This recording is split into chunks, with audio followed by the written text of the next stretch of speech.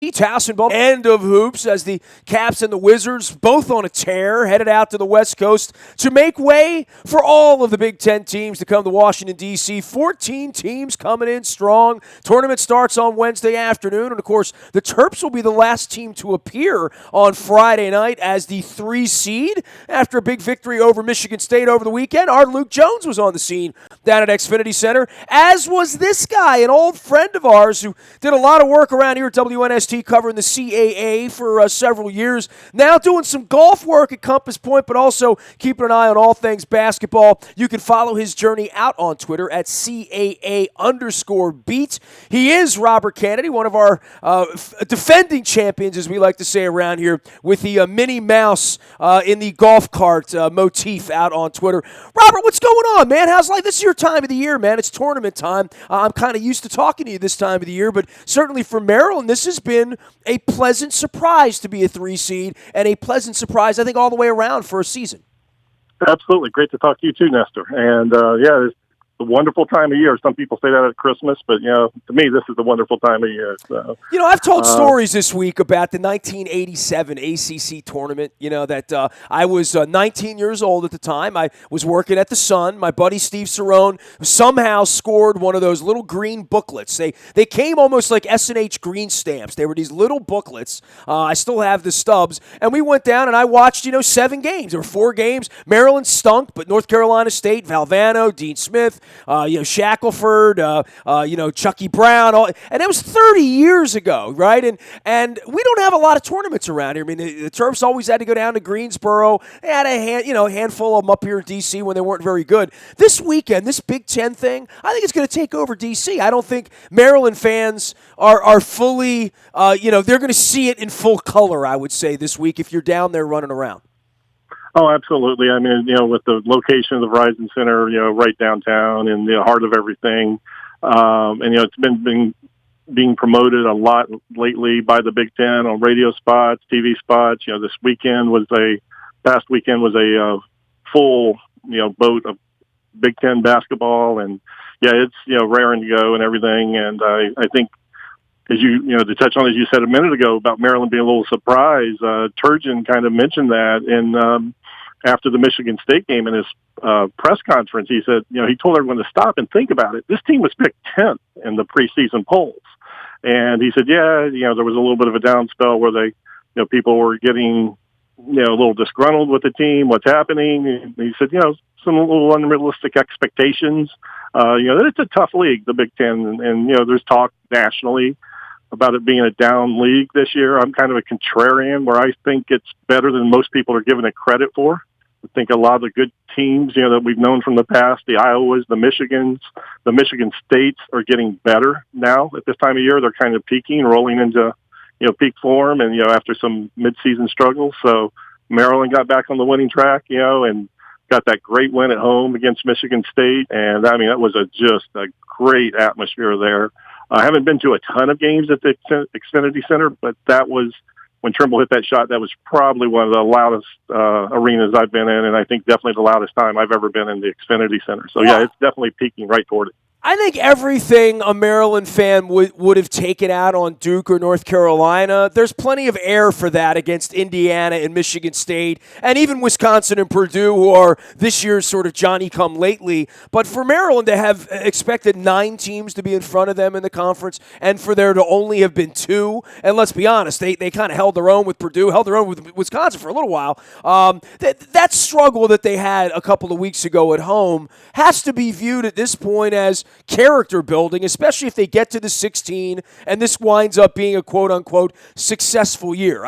I would think at this point, if Maryland takes a facer on Friday night against Northwestern and then doesn't get out of the 64 somehow, some way, with some sort of weird seed, then they're expected to be a 6 seed right now. I would think if they win a game or 2, they could be a 5 or a 4 seed. If they get to the championship game on Sunday, who knows? It could even be better than that. But at this point, I don't know how much I want them to win this this week, Robert. I don't know that I want them playing at midnight Friday and coming back again Saturday, coming back again Sunday. But I know Turgeon would like to get that sort of experience through this tournament. And saying that you won the Big Ten tournament as you hosted it would be a feather in their cap. But the real story starts on Sunday when they're going to get seeded and where they're going to go and who they're going to match up against, because so much of it for them really is going to be about who are the forwards and who's the center and who they're matched up against, because they haven't fared well big. Oh, no, you touched on a lot of great points right there, and points that, everyone that's followed the team's well aware of, as far as, especially, it's a really interesting point. You saying not knowing if you want them to win, and I know that means playing the 3 games, with freshmen, with their young legs and hitting the wall and all the cliches that people use. And there has been talk of that, whether, it wouldn't be the worst thing in the world to maybe win one game under, tournament pressure, see what it's like, and then, see where the season falls, and then get ready to go the next week. And absolutely right as far as on the inside that they've, with Tchaikovsky being out, that's really limited them there. It wasn't a strong point to begin with.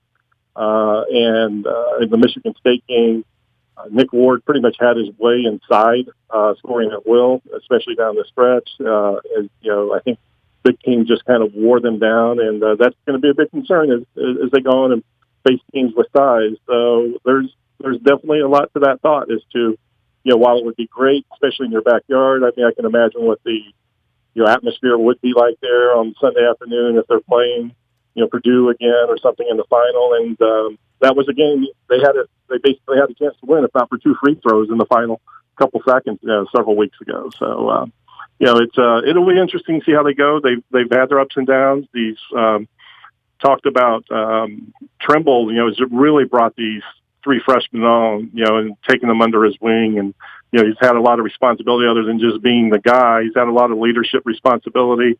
And I think when he made the decision to come back this year, I think, he's lived up to everything and anything Turgeon could have hoped for, and probably more so.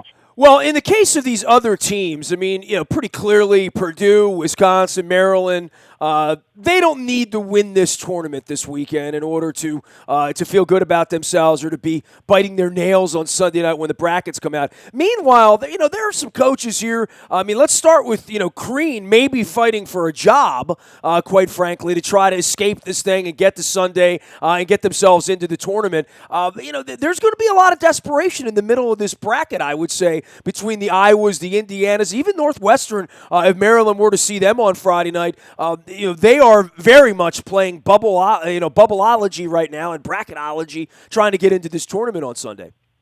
Yeah, there is definitely. You're right. Outside the top 4, I think most every rankings I've looked at or projects bracketology that I've looked at has pretty much those 4, and maybe Michigan State, and Michigan is the locks, and then beyond that, everything else is. Northwestern's an interesting one. A month ago they were considered a lock. 3 weeks, a week ago they were considered on the bubble, and so they definitely need to win at least one. And most everyone that I've seen has them in, but with this NCAA committee, you just never know. And with their history, Iowa, Indiana, there's teams out there that really need a big showing to. Illinois is one that's played well of late, but yet, barring the run to the finals, they're probably going to be looking, on the outside and everything. So it's there's a lot to be gained there from good showings, and a little bit to be lost by early exit by a couple teams too. He is Robert Kennedy. He covers all things college basketball. You can follow his journey out on Twitter at CAA_beat. He's also out in the golf space as well down at Compass Point, joining us here as a defending champion. You mentioned these the bubble teams and where Northwestern or Michigan State certainly on Friday or Thursday are going to need to win a couple of ball games in order to be strongly considered, not have to be biting their nails on Sunday when the brackets come out. But so much of this really is about what's happened this past weekend. I know you've covered the CAA as well as a lot of other small conferences. What happens in those tournaments and, where the at-large bids are, that affects all of this. And, we got a pretty good taste of that over the weekend and going into the early part of the week as we're really into tournament week now where, a lot of the Towsons and the UMBCs and the Loyolas are all fighting for their little piece of space in the 68. Yeah, absolutely. And in most of those conferences, with the rare exception, it's going to be the automatic bid, Sure. champion in, and no one else. You take a team like UNCW, who's playing in the finals of the CAA. If they're the team that deserves an at-large bid, if they don't get the automatic bid, by a lot of accounts, but yet, that size schools just never get it. So it's, the conference finals and the mid-majors are definitely, that's their golden ticket.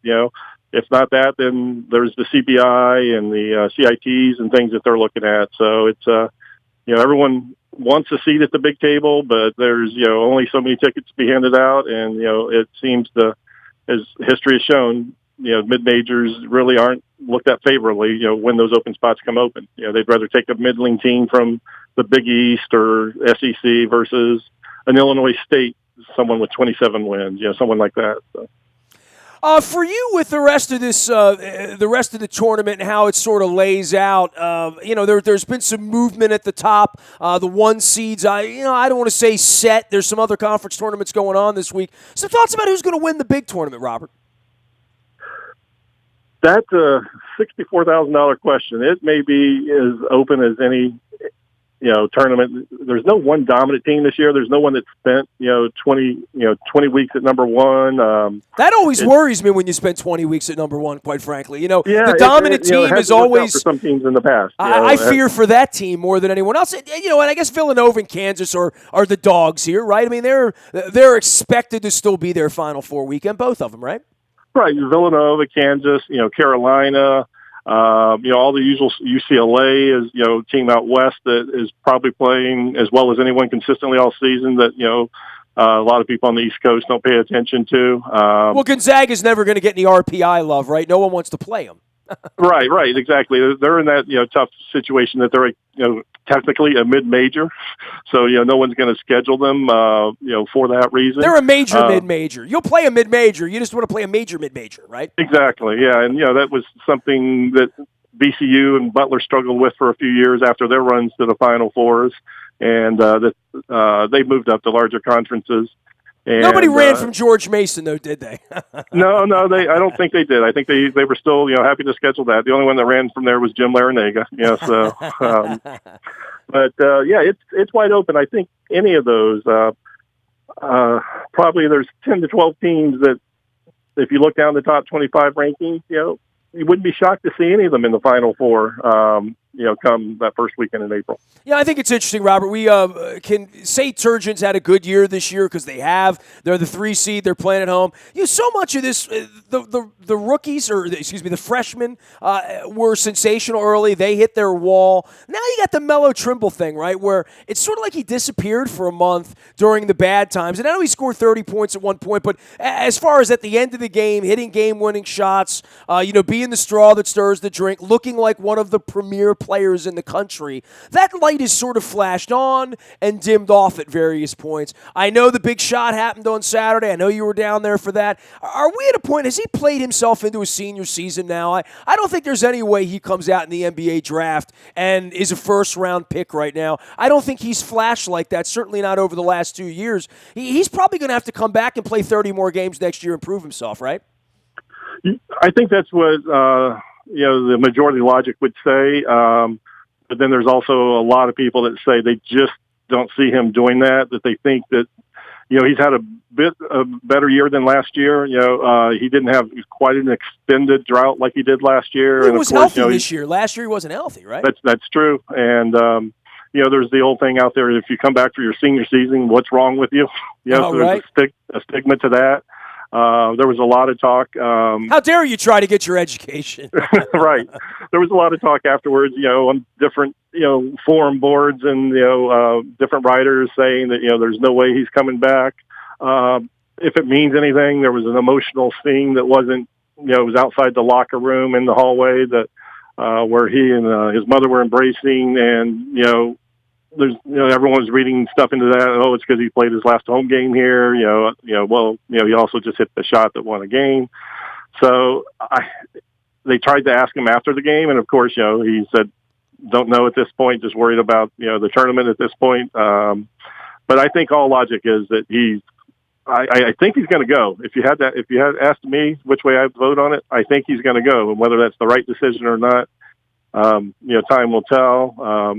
Tom Izzo spent some time actually talking about Melo and that decision after the game, and he was very complimentary of him and said that, coming back this year was absolutely the right thing to do. Not a lot of people would have made that decision, but he talked about the growth of watching him from his freshman through his junior year and how he handles this team. And he basically said as a coach, he wouldn't begrudge him if he doesn't come back. They'll ultimately do what's right for him. But, and there's still, it may also see what happens, these tournament coming up and then the big tournament, that may factor into it, whether it's early exits or an extended run and he feels he doesn't have anything worth to come back. So I don't think the book's been written on that, but my vote is that my guess is that he won't be back, but I could be proven wrong. It's happened many times before. Worse mistakes have been made, right?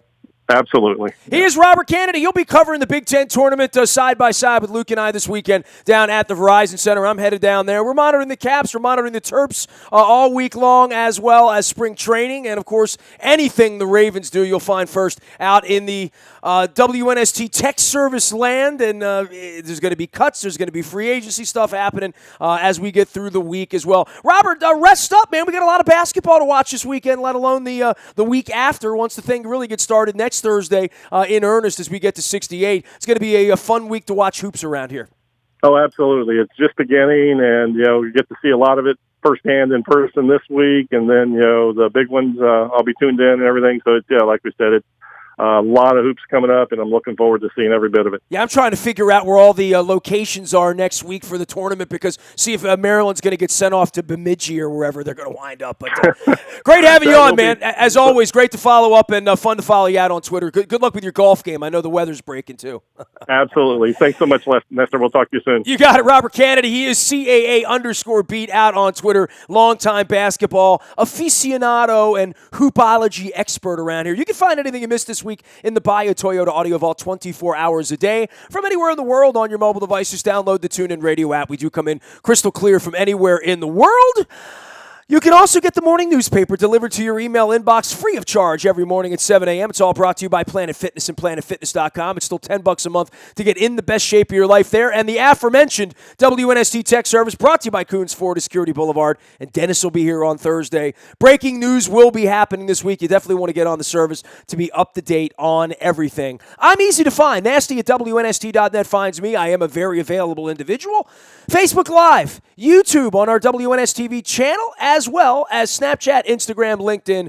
Anywhere the internet flows, we flow as well. Head coach Barry Trotz will be flowing up to Baltimore on Monday, March 20th. We're going to have him up here. We're going to release those details a little later on in the week for you on that. But circle the date, Monday, March 20th, to rock your red with the Caps. And don't forget our London trip now on sale at WNST.net. You can toss me an email. There's also plenty of information under the Road Trips tab at WNST.net. I'm Nestor. This is WNST.net, AM 1570 and WNST Towson, Baltimore. And we never stop talking Baltimore sports.